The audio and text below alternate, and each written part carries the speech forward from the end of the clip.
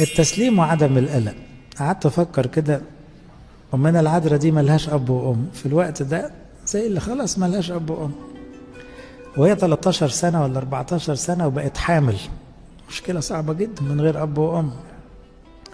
وبعدين المشكله الاكبر ان يوسف العجوز اللي معاها، يوسف كان فوق ال90 بالمناسبه، طيب جدا بيحبها جدا زي حفيدته، والملاك ما قالوش حاجه وهي حامل، والحمل ده لازم هيبان بعد شويه.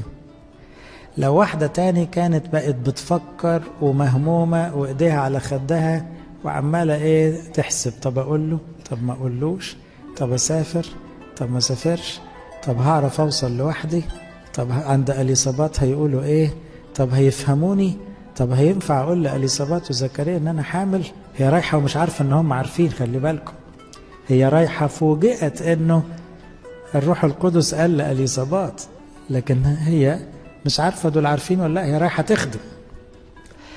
ما فيش ولا حاجة بتقلقها، ما بتعولش هم حاجة خالص، مع ان عندها من الهموم ما يكفي لأي ست انها ما تنامش، لكن هي ما بتعولش هم حاجة خالص. طب هناكل ايه؟ طب لو يوسف العجوز ده مات، طب وهو ابني ده اللي هيتولد هل هيرودس هيقبله؟ ده بيكره اي حاجة صح في الدنيا.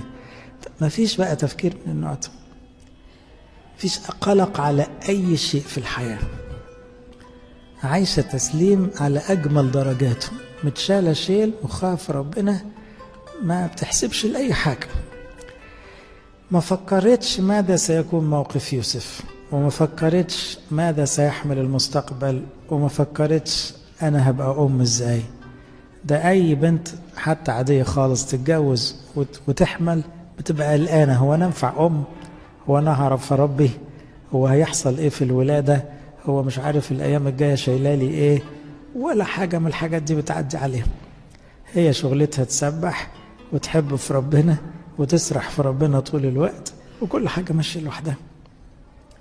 وعشان كده العذراء بالنسبة لنا أيقونة السلام، يعني وشها مريح يدل على سلام عجيب، إنها لا تضطرب أبدا، إنها فرحانة بربنا، مستقرة نفسيا جدا. محدش يا جماعة يتصور إن العذراء ظروفها كانت أحسن من ظروفنا فمن هنا عندها سلام، لا طبعا، ظروفها كانت أسوأ من ظروفنا بكتير.